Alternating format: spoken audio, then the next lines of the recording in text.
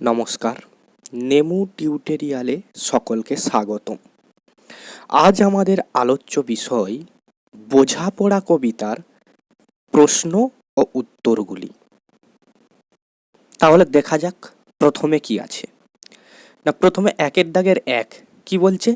জোড়াসাঁকোর ঠাকুরবাড়ি থেকে প্রকাশিত কোন পত্রিকায় রবীন্দ্রনাথ ঠাকুর নিয়মিত লিখতেন? তারপর একের দাগের দুই কি আছে? না, ভারতের কোন প্রতিবেশী দেশে তাঁর লেখা গান জাতীয় সঙ্গীত হিসাবে গাওয়া হয়? একের দাগের একের উত্তর কি হবে? না, জোড়াসাঁকোর ঠাকুরবাড়ি থেকে প্রকাশিত ভারতী ও বোলাকা পত্রিকায় রবীন্দ্রনাথ ঠাকুর নিয়মিত লিখতেন। একের দাগের দুই, ভারতের প্রতিবেশী দেশ বাংলাদেশে রবীন্দ্রনাথ ঠাকুরের লেখা গান আমার সোনার বাংলা জাতীয় সঙ্গীত হিসাবে গাওয়া হয়। এরপর দুইয়ের দাগ কি বলছে? নিচের প্রশ্নগুলির কয়েকটি বাক্যে উত্তর দাও। দুইয়ের দাগের এক, সেইটে সবার চেয়ে শ্রেয়। কোনটি সবার চেয়ে শ্রেয়? দুইয়ের দাগের একের উত্তর, উদ্ধৃত অংশটি রবীন্দ্রনাথ ঠাকুর রচিত বোঝাপড়া কবিতা থেকে নেওয়া হয়েছে।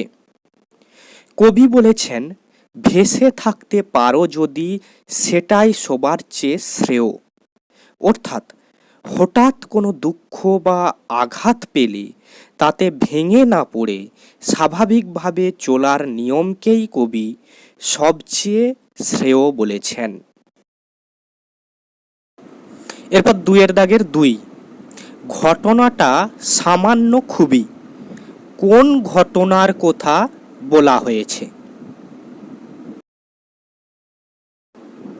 দুইয়ের দাগের দুইয়ের উত্তর, উক্ত কথাটি রবীন্দ্রনাথ ঠাকুর রচিত বোঝাপড়া কবিতা থেকে গৃহীত।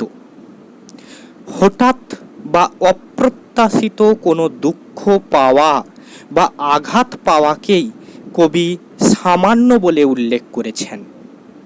যেখানে কোনো শঙ্কা বা ভয় থাকে না, সেইখানেই বিপদ আসার সম্ভাবনা বেশি থাকে।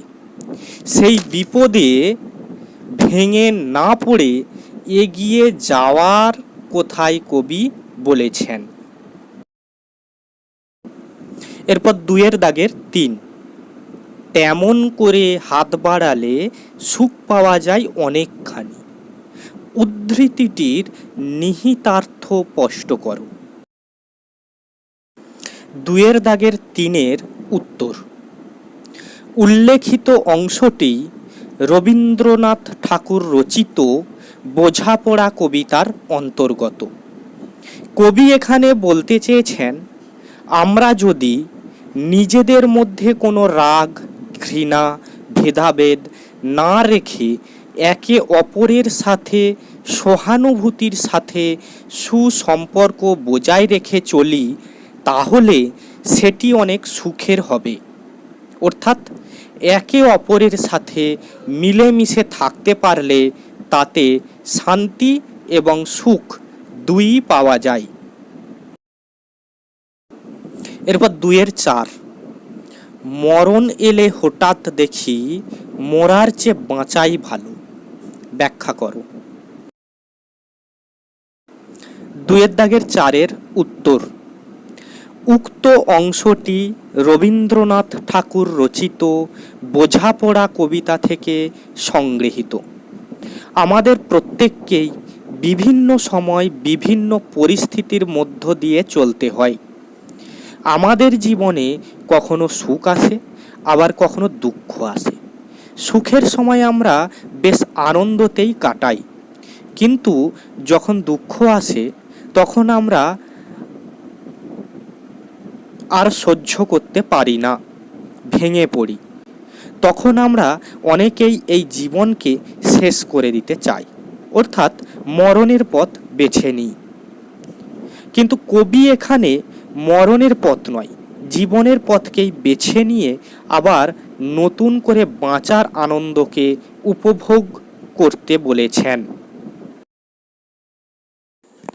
2-5 তাহারে বাদ দিয়েও দেখি বিশ্বভুবন মস্ত ডাগর। উদ্ধৃতিটির মধ্য দিয়ে জীবনের কোন সত্য প্রকাশ পেয়েছে? 2-5 উত্তর। উদ্ধৃত অংশটি রবীন্দ্রনাথ ঠাকুরের রচিত বোঝাপড়া কবিতা থেকে গৃহীত। এখানে কবি মোহ ও মায়ার কথা বলতে চেয়েছেন। আমরা সকলে এই জগতের মায়ায় আবদ্ধ হয়ে মোহগ্রস্ত হয়ে রয়েছি। তাই আমরা আত্মীয় স্বজন, বন্ধু বান্ধব এদেরকেই আঁকড়ে ধরে বেঁচে থাকতে চাই। যখন এদের কাউকে আমরা হারিয়ে ফেলি, তখন আমরা শোকাগ্রস্ত হয়ে দুঃখের সাগরে নিমজ্জিত হয়ে পড়ি। কিন্তু এই দুঃখ ক্ষণিকের। যখন আমরা এই দুঃখ শোকের মায়াজাল থেকে বেরিয়ে আসি, তখন এই জগৎটাকে অনেক বড় করে উপলব্ধি করতে পারি। 2-6 কিভাবে মনের সঙ্গে বোঝাপড়া করতে হবে? 2-6 উত্তর। আমাদের এই জীবনের চলার পথে অনেক দুঃখ কষ্টের সম্মুখীন হতে হয়, যা আমরা সহজে মেনে নিতে পারি না। অস্তগামী সূর্যের ছায়ার মতো দীর্ঘ ছায়া দেখে আমরা ভাবি আমাদের জীবন অন্ধকারাচ্ছন্ন হয়ে গেছে। কিন্তু কবি বলতে চেয়েছেন, জীবনটাকে অন্ধকারাচ্ছন্ন না করে সমস্ত দুঃখকে দূর করে মনকে বোঝাতে হবে, যাই আসুক সেটা যেটা সত্য সেটাকে মেনে নিয়ে এগিয়ে চলতে হবে। 2-7 দোহাই তবে এই কার্যটা যত শীঘ্র পারো সারো। কবি কোন কার্যের কথা বলেছেন? সেই কার্যটি শীঘ্র সারতে হবে কেন? 2-7 উত্তর। উল্লেখিত অংশটি রবীন্দ্রনাথ ঠাকুর রচিত বোঝাপড়া কবিতার অন্তর্গত। আমরা হঠাৎ কোনো দুঃখ বা আঘাত পেলে তখন আমরা চুপচাপ হয়ে যাই, মন বেদনায় ভরে ওঠে। তাতে এই পৃথিবীর কিন্তু কোনো ক্ষতি হয় না, সে তার মতোই থাকে। আকাশও সুনীল থাকে, ভোরের আলোও কিন্তু মধুর লাগে। অর্থাৎ এই জগতের সমস্ত কিছুই তার নিজের মতোই থাকে। শুধু আমরা দুঃখ পেলে ভারাক্রান্ত মনে বসে থাকি আর ভগবানের উপর দোষারোপ করি। এটা কিন্তু ভুল, এটা শ্রেয় নয়। কবি বলতে চেয়েছেন, যদি চলার পথে দুঃখ পাও তাহলে খুব খানিকটা কেঁদে মনটাকে হালকা করে নাও। মন হালকা হলে আশারূপ আলোর প্রদীপ জ্বালাও। মনের সমস্ত দুঃখ কষ্ট সরিয়ে আনন্দে বাঁচো। কবি এখানে মনকে এই কথাটাই বোঝানোর কাজটাই শীঘ্রই সারতে বলেছেন। কারণ মনকে যত শীঘ্র দুঃখের কথা ভুলিয়ে আনন্দের পথে পরিচালিত করা যাবে, জীবন ততই সুখের হবে। 2-8 কখন আঁধার ঘরে প্রদীপ জ্বালানো সম্ভব? 2-8 উত্তর। প্রদীপ যেমন অন্ধকার ঘরকে আলোকিত করে, তেমনি দুঃখ বা আঘাতপ্রাপ্ত মনকে যদি কাঁদানো যায় তাহলে মন হালকা হয়। তাই কবি বলেছেন, কিছুটা কেঁদে নিয়ে কোনো কিছু না ভেবে, অর্থাৎ কার সঙ্গে কতটা পার্থক্য হলো তা বিবেচনা না করে সহজে সব মেনে নিলেই আঁধার ঘরে আলোর প্রদীপ জ্বালানো সম্ভব। 2 ভুলে যা ভাই কাহার সঙ্গে কতটুকুন তোফাত হলো। এই উদ্ধৃতির মধ্যে জীবনের চলার ক্ষেত্রে কোন পথের ঠিকানা মেলে? 2 উত্তর। আলোচ্য অংশটি রবীন্দ্রনাথ ঠাকুর রচিত বোঝাপড়া কবিতা থেকে সংগৃহীত। এই পৃথিবীতে কেউ কারো মতো নয়, প্রত্যেকের সঙ্গে প্রত্যেকের পার্থক্য আছে। তুমি যেমন তুমি তেমনই থাকবে, অন্য কারো মতো হবে না। আবার অন্যরাও তোমার মতো হবে না। তোমার মনের সাথে অন্য কারো মনের মিল হবে না। প্রত্যেকের সঙ্গে প্রত্যেকের পার্থক্য ও বৈষম্য থাকবেই।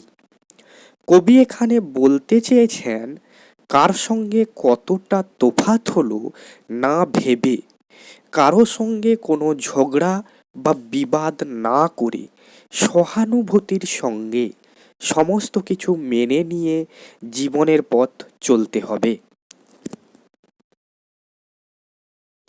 2 অনেক ঝঞ্ঝা কাটিয়ে বুঝি এলে সুখের বন্দরেতে। ঝঞ্ঝা কাটিয়ে আসা বলতে কি বোঝো? 2 উত্তর। আলোচ্য অংশটি রবীন্দ্রনাথ ঠাকুর রচিত বোঝাপড়া কবিতা থেকে নেওয়া হয়েছে। জীবনের চলার পথে আমাদের বহু বাধা বিপত্তির সম্মুখীন হতে হয়। ভয় না পেয়ে সেই সব বাধা বিপত্তিকে কাটিয়ে আমাদের এগিয়ে যেতে হবে। দুঃখে কাতর না হয়ে তাকে অতিক্রম করলে সুখের সন্ধান মিলবে।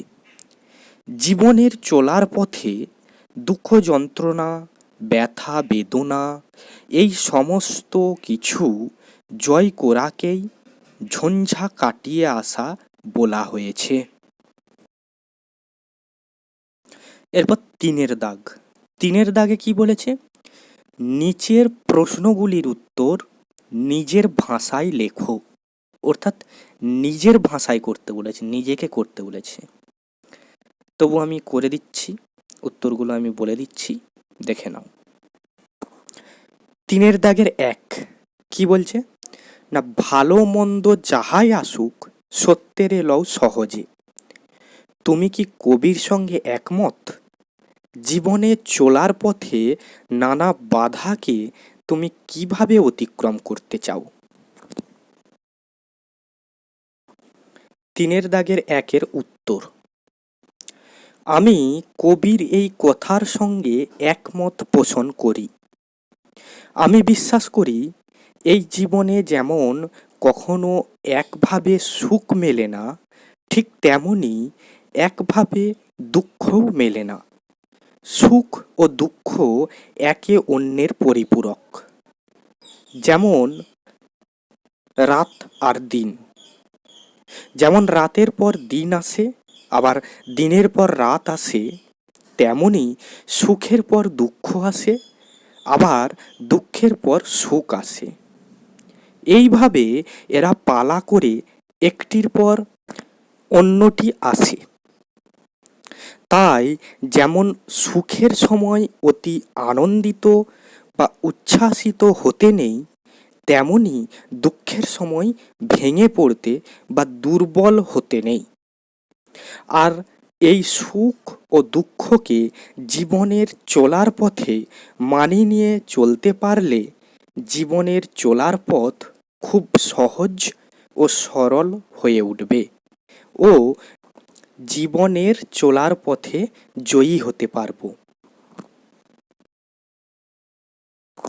তিনের দাগের ২, মনেরে আজ কহ যে ভালো মন্দ যাহাই আসুক সত্যের এলও সহজে।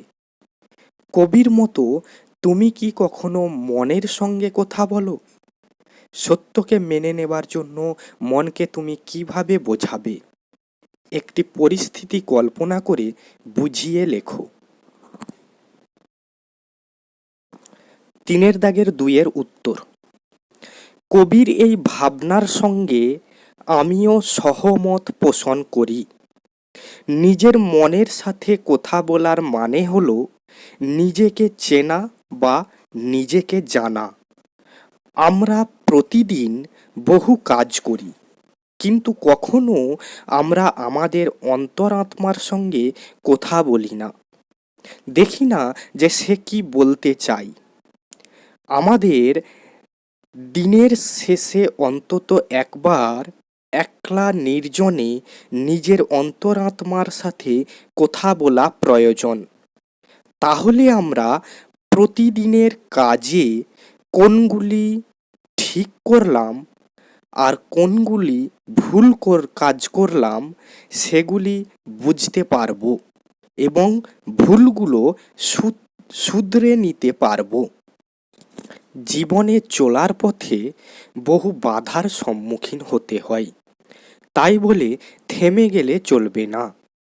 কোনো কাজ করার সময় যদি বিফল হয়ে যায় তাহলে ভেঙে পড়লে চলবে না।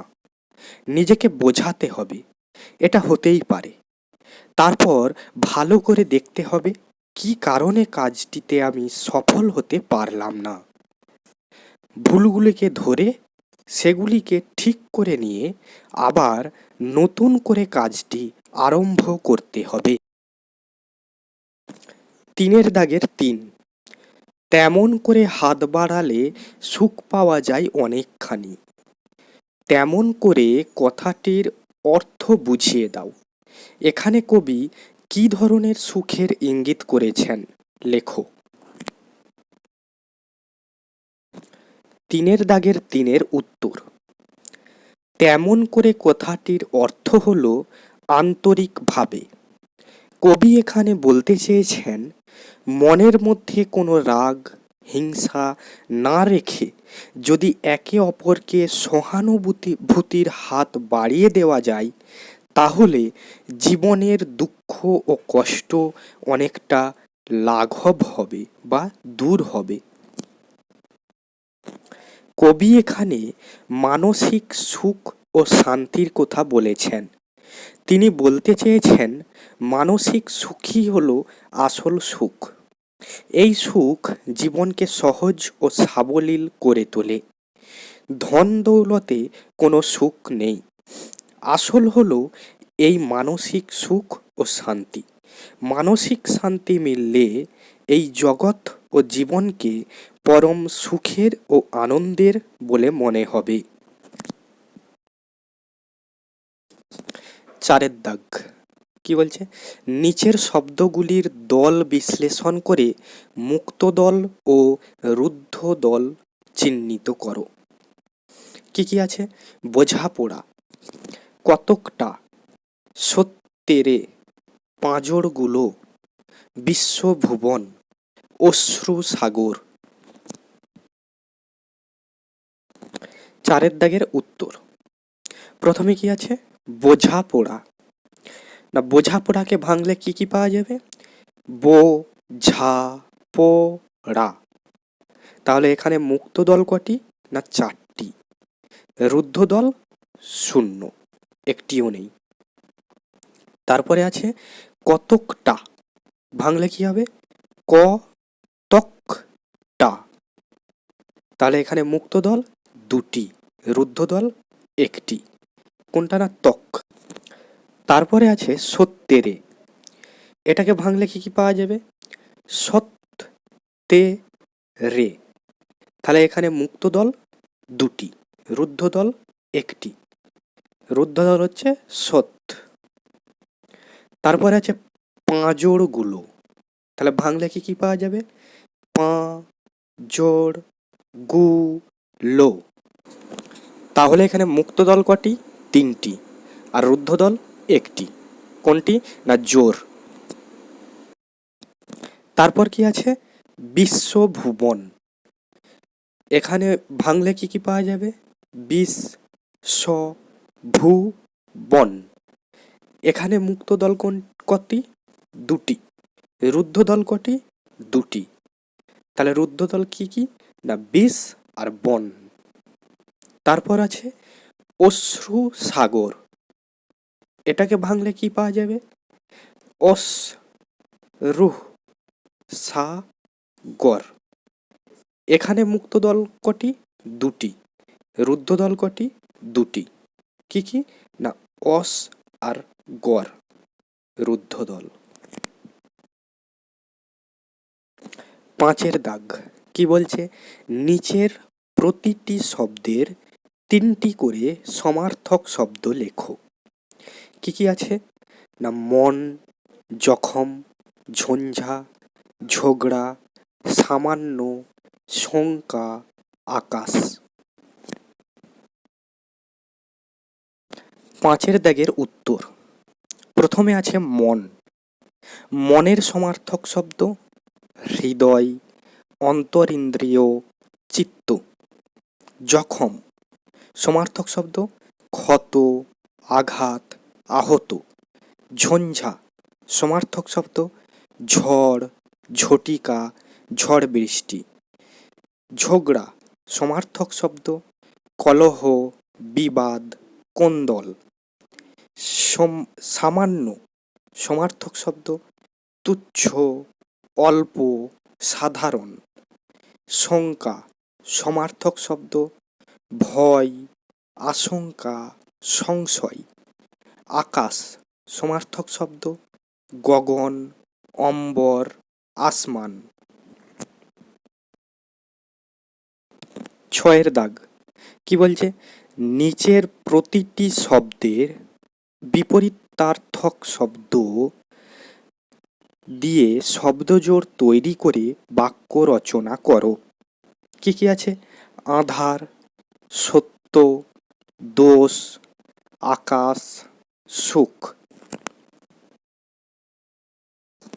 6 দাগের উত্তর। প্রথমে আছে আধার। কি হবে? আলো আধার। তাহলে বাক্য রচনা জীবনের রঙ্গমঞ্চে প্রতি মুহূর্তে আলো আধারের খেলা চলছে। তারপর আছে সত্য। কি হবে? সত্য মিথ্যা। সত্য মিথ্যা যাচাই করে তবেই শাস্তি দেওয়া উচিত। তারপরে আছে দোষ। কি হবে? দোষ গুণ। বাক্য রচনা দোষ গুণ নিয়েই এই জীবনের পথ চলতে হয়। তারপরে আছে আকাশ। কি হবে? আকাশ পাতাল। অত আকাশ পাতাল ভেবে কি হবে? যা হবার তা তো হবেই। তারপরে আছে সুখ। কি না সুখ দুঃখ। বাক্য রচনা জীবনের চলার পথ সুখ দুঃখে পরিপূর্ণ। এখানে যে ব্যাকরণগুলি আছে সেগুলি ডিটেলসে কিছু বললাম না। ব্যাকরণের জন্য আলাদা ভিডিও বানাবো, তখন ডিটেলসে সমস্ত কিছু বুঝিয়ে দেব। বোঝাপড়া কবিতার আলোচনার ভিডিওটি যদি দেখে না থাকো, নিচের ডেসক্রিপশন বক্সে লিংক দিয়ে দিয়েছি, দেখে নিও। তাহলে আজ এই পর্যন্তই। যদি ভিডিওটি ভালো লেগে থাকে তাহলে চ্যানেলটি অবশ্যই সাবস্ক্রাইব করে নেবে এবং পাশে থাকা বেল আইকনটি প্রেস করে দেবে, যাতে নতুন নতুন পরবর্তী ভিডিও যখন ছাড়ব তখন সবার আগে পেয়ে যাও। এবং লাইক ও শেয়ার করে দেবে।